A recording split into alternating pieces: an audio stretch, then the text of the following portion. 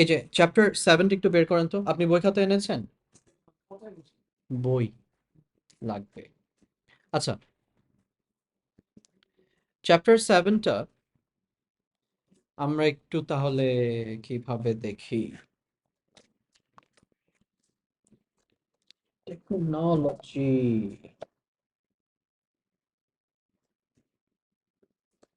ওকে। আচ্ছা, I guess we all can see it. No, I want you to take picture. Just আচ্ছা, chapter 7 এর এখানে I guess we can all see the questions. দাঁড়াও। আচ্ছা, আমরা সবাই কোয়েশ্চেন্স গুলো তো দেখতেই পাচ্ছি। হুম। আচ্ছা, এই জায়গায় তাহলে আমরা যদি একটু কোয়েশ্চেন্স গুলোর উপর ফোকাস করি, আমার কি আছে? নর্মাল অ্যাক্সিস আছে, হরাইজন্টাল ফোর্স আছে, ভার্টিক্যাল ফোর্স আছে, অ্যাঙ্গুলার ফোর্স আছে, রাইট? তাহলে এখানে আমাদের কি করা লাগবে? রিজলভিং। আচ্ছা, এই টপিকগুলোর মধ্যে আমাদের, so this is your exercise of 7A, this is your exercise of কি 7A। আমাদের 7A থেকে কিছুই করা লাগবে না। কেন 7A থেকে কিছু করা লাগবে না? আমরা কি রিজলভিং গুলো করে আসছি? দেখো, এই রিজলভিং গুলো আমরা প্রিভিয়াস টপিকে শেষ করে আসছি না? এরপরে এই জায়গায় আবার কি অ্যাঙ্গুলার ফোর্সেস এর রিজলভিং ছিল। সো তোমাদের যদি কারো রিজলভিং এর প্রবলেম হয় বা অ্যাঙ্গুলার ফোর্সেস গুলোতে প্রবলেম থাকে, তাহলে আই উড সাজেস্ট তোমরা 7A করো। ঠিক আছে? তাহলে আমার সাজেশন থাকবে তোমরা কোনটা করবা? 7A দিয়ে শুরু করো। কিন্তু আমাদের যদি রিজলভিং নিয়ে কোনো কোয়েশ্চেনই না থাকে, কোনো ট্রাবলই না থাকে, I would suggest we start directly with 7B। আচ্ছা, 7A B C। ওকে, আমাদের তাহলে এক্সারসাইজ করার মতন কি থাকে? 7B থাকে, 7C থাকে, আরেকটা থাকে হচ্ছে চ্যাপ্টার রিভিউ। সো আমাদের মেইন কনসার্নটাই এখানে হচ্ছে 7C আর মেইনলি চ্যাপ্টার রিভিউ। আচ্ছা, এই এন্টার টপিকের কনসেপ্টটা কোথায় যাবে? এই এন্টার টপিকের এখানে আমরা যদি হেডিংটা দেখি, হেডিংটা আমাকে কি বলে? স্ট্যাটিক্স। স্টিক্স, স্ট্যাটিস্টিক্স কেন হবে? It's gonna be statics of a particle. S-T-A-T-I-C-S. T-I-C. Statics of a particle. Now, static of a particle. So this over here is the keyword. Static means it's stagnant. তাহলে আমরা যখন statics of a particle করব, তাহলে আমাদের এই জায়গায় every situation is a equilibrium situation. তার মানে আমার যদি ফরওয়ার্ড ফোর্সেসও থাকে, you are at the point of moving, but you haven't moved. Okay, so এই জায়গায় আমাদের যেহেতু ইকুইলিব্রিয়াম আসছে, তাহলে every scenario we are at the point of moving. ঠিক আছে? তাহলে আমার সিনারিওটা যদি হরিজন্টালি হয়, তাহলে if you are at the point of moving forward, তাহলে এখানে যদি আমার হয় এখানে পয়েন্ট অফ মুভিং, হ্যাঁ, forward, we are at the point of moving কি ফরওয়ার্ড, তাহলে এখানে আমার যদি ফরওয়ার্ড ফোর্স এ হয় অ্যান্ড ব্যাকওয়ার্ড ফোর্স কি হয় বি, আমরা এক্সেলারেশন কোথাও থাকবে? কোনো তো এক্সেলারেশন নাই। সো যেহেতু we are at the point, তাহলে আমরা বলতে পারি force of B is equals to force of A. This is by resolving about horizontal. তাহলে আমাদের এই কোয়েশ্চেন্সগুলোতে দেখতে হবে আমরা কে কোথায় আছি, কোন সিস্টেমের উপর আছি। আচ্ছা, সো এইখানে আমি একটা কোয়েশ্চেন একটু জাস্ট দিয়ে স্টার্ট করি। সো যেমন this is a question from 7A। 7A, এটা নাম্বার 3 এর সি। এটা জাস্ট দেখাচ্ছি, আই ডোন্ট থিঙ্ক সো এটাতে তোমাদের কোনো প্রবলেম থাকার কথা। আমরা অলরেডি ট্রায়াঙ্গেলস নিয়ে ওয়ার্ক করেছি, রাইট? সো আমরা কি জানি ট্রায়াঙ্গেলসদের মধ্যে এখানে যদি কোনো পার্টিকেল থাকে, so the normal line is always perpendicular to the কি স্লোপ।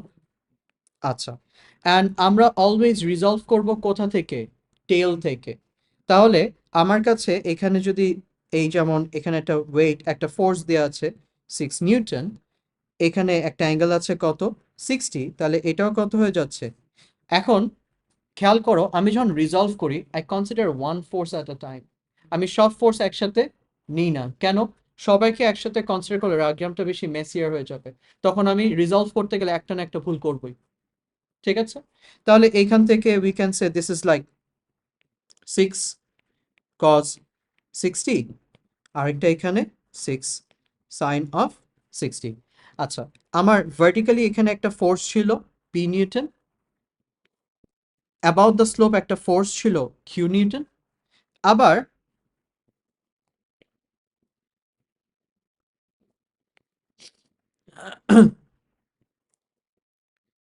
আচ্ছা, আবার এইখানে একটা ফোর্স এইভাবে শো করেছে অফ ম্যাগনিটিউড, এটা হচ্ছে 2 নিউটন। আর এইটার ধরনের ফোর্সগুলো আমাদেরকে কি ট্রাবল দেয়। তখন আমি কি বলেছিলাম, এরকম ফোর্সগুলোকে কি করবা, এক্সটেন্ড করে নিবা। এক্সটেন্ড করে নিলে সুবিধাটা কি, বিকজ ফোর্স তো একটা জায়গায় ফিক্স না, ইট পাসেস থ্রু। তো আমি ওইভাবে এক্সটেনশন করে নিলে আমার অ্যাক্সিসগুলোর মধ্যে রিজলভ করাটা ইজিয়ার হয়ে যায়, তখন এক্সিস্টিং অ্যাক্সিস নিয়ে আমি কাজ করতে পারি। তাহলে এখানে আমি কি বলেছিলাম, if this angle is 60, this is also কি, তাহলে এইটা আর এটা, তাহলে এই অ্যাঙ্গেলটাও কি হবে 60। একটু মাথা খাটায় খেয়াল করে দেখবা অল্টারনেট অ্যাঙ্গেলস, তারপরে কি ভার্টিক্যালি অপোজিট। তাহলে I can say this over here is 60 and এটা কত আমার 2 নিউটন। তাহলে যেহেতু কিউ অ্যাক্সিসের সাথে আছে, তাহলে 2 cos 60 আর এখানে প্লাস 2 সাইন অফ কত 60। আমার অ্যাক্সিস সব রিজলভ হয়ে গেল। এখন আমরা এখান থেকে তাহলে বলতে পারি p is equal to 6 cos 60 plus 2 sin of 60 and 6, এটা হচ্ছে কি ভার্টিক্যালি। আবার আরেকটা কি বলতে পারি, 6 sin 60 equals to q plus 2 cos of কত 60, this is about the slope, এই জন্য হরিজন্টাল লাইন শো করলাম। তাহলে এই ধরনের রিজলভিং কি আমরা অলরেডি প্রিভিয়াস টপিকে করে এসেছি, চ্যাপ্টার 5-এ করেছি। তাহলে আমাদের 7A তে এই জিনিসগুলো নিয়ে ওরা কথা বলছে। তাহলে 7A কি বুঝতে পেরেছো আমি কেন বলছি লাগবে না? রাইট। এখন কথা হচ্ছে 7B তে আমরা কিভাবে কি সামস গুলো করব। Well, 7B is nothing much. 7B is the same concept but with some different sums. সবাই কিসে থাকবে, স্ট্যাটিক্সে থাকবে, তার মানে every particular forces are in equilibrium. এক, এইখানে কিছু কিছু জিনিস আছে, যেমন when the strings, এখানে আবার আমি কানেক্টেড স্ট্রিং নিয়ে আসবো, তারপর শেষের দিকে আবার পুলি নিয়ে আসবো। বাট এক্সারসাইজ 1-এ শুরুর দিকে সবই কানেক্টেড স্ট্রিং, খালি লাস্টের দিকে একটা পুলির ম্যাথ আছে। পুলির ম্যাথও আমরা দেখেছিলাম। পুলির ম্যাথে আমরা কি বলেছিলাম বলতো, টেনশন বিফোর দ্য পুলি অ্যান্ড টেনশন আফটার দ্য পুলি সেম হয় না ডিফারেন্ট হয়? কেন সেম হয়?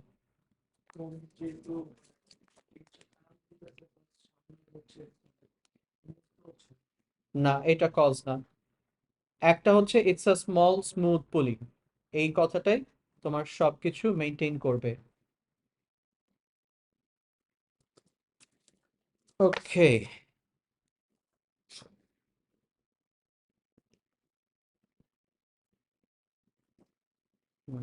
ডায়াগ্রামটাতে লাগবে।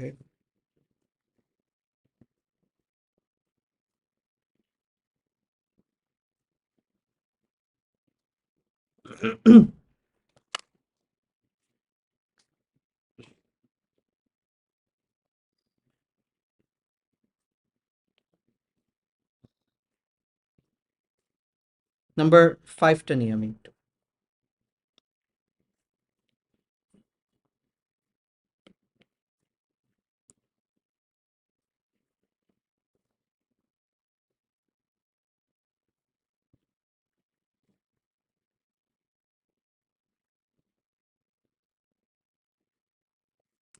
আচ্ছা, So this is from 7b, number 5. আচ্ছা, এখানে questions গুলো একটু পড়ি আগে আমরা কি বলেছে। So this is a smooth bead. So a smooth bead means ওই যে পুঁথি আছে না, মালা পরে। So it's hanging by a key string. আচ্ছা, now this bead is threaded on a light inextensible string. Threaded means it's put inside a light inextensible string, bolte the weight of the string is negligible, and inextensible mane the string don't stretch under force. It does not matter তুমি কোনটা নিচ্ছ, তুমি যে কোনো string নাও, even যদি সুতা আছে না, সুতা টানলে মনে হয় না বাড়ে, কিন্তু it does stretch a bit. এখন ওই স্ট্রেচিং হলে তখন কি হয়, আমার ফোর্সেস গুলো সব ইকুয়ালি ট্রান্সফার হয় না, কিছু লস থাকে। ওই লসটা আমরা ক্যালকুলেট করার মতন এখন কোনো আইডিয়া কনসেপ্ট ডেভেলপ করি নাই। এই জন্য আমাদের যতগুলো সামস আসবে সবগুলোতে লাইট ইনএক্সটেন্সিবল স্ট্রিং বলবেই, ঠিক আছে? আচ্ছা, the ends of the string are attached to, so ends of the string are attached to the point at A and the point at key C on the same horizontal level. তাহলে এখানে তোমার A থেকে C, is it one string or two different strings? It's one single string. The ends of the string, ends of the string বলতে কি একটাই single string, মনে করো একটা রিং এর মতন একটা কিছু দিয়ে এইভাবে টেনে নিয়ে যাচ্ছে। Okay, now the beads are held in, আচ্ছা, সো এইখানে the bead is held in equilibrium, তার মানে বিডের সাথে তুমি একটা কিছু টাই করে ওটাকে পুল করছো, একটা constant force, but it is like static over here. তাহলে এটা যদি এখানে স্ট্যাটিক হয়, আমার কাছে কি জানতে চাচ্ছে, টেনশন। তাহলে এই জায়গায় আবারও আমাদের কোথা থেকে ফোকাসটা শুরু করতে হবে, ডায়াগ্রাম থেকে, ঠিক আছে? তাহলে আসো আমরা আগে ডায়াগ্রামটাকে কমপ্লিট করি। যে কোনো কিছু স্টার্ট করবা, you start off with the key diagram. So ডায়াগ্রামের এখানে আমরা যদি দেখি তাহলে upward force, so tension always acts away from the body, তাহলে this is T, and as is the same string, তাহলে এখানেও টেনশনটা কি টি। আচ্ছা, এই এসি আর এই হরিজন্টাল লাইন দুটাই কি প্যারালাল, ঠিক আছে? তাহলে প্যারালাল হলে এটা কত 30, তাহলে এখানে টি কস 30 আর উপরে হচ্ছে টি সাইন 30। আবার আরেকটা যে টি আছে এর জন্য অ্যাঙ্গেলটা কত, ওকে, তাহলে 60 যদি এখানে হয়, তাহলে এটা 60 হলে 2 নিউটনের সাথে টি কস, আর উপরে আবার প্লাস টি সাইন অফ কি, সব রিজলভ হয়ে গেল। এন্টার সিস্টেমটা কিসে আছে দেখো তো, ইজ হেল্ড ইন ইকুইলিব্রিয়াম। তাহলে এখন যেহেতু ইকুইলিব্রিয়ামে আছে, তাহলে আমি পার্ট এ তে আমাকে তো টেনশন বের করতে বলছে, তাহলে আমি কি বলতে পারি, টি কস 30 equals to 2 plus T cos 60, fine.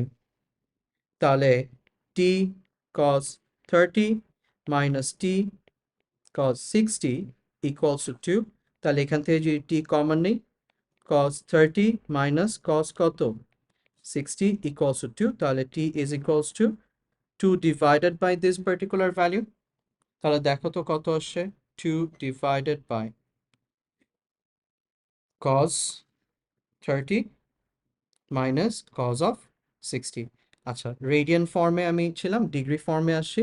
So the tension over here is 5.46, টেনশনটা কত হলো 5.46।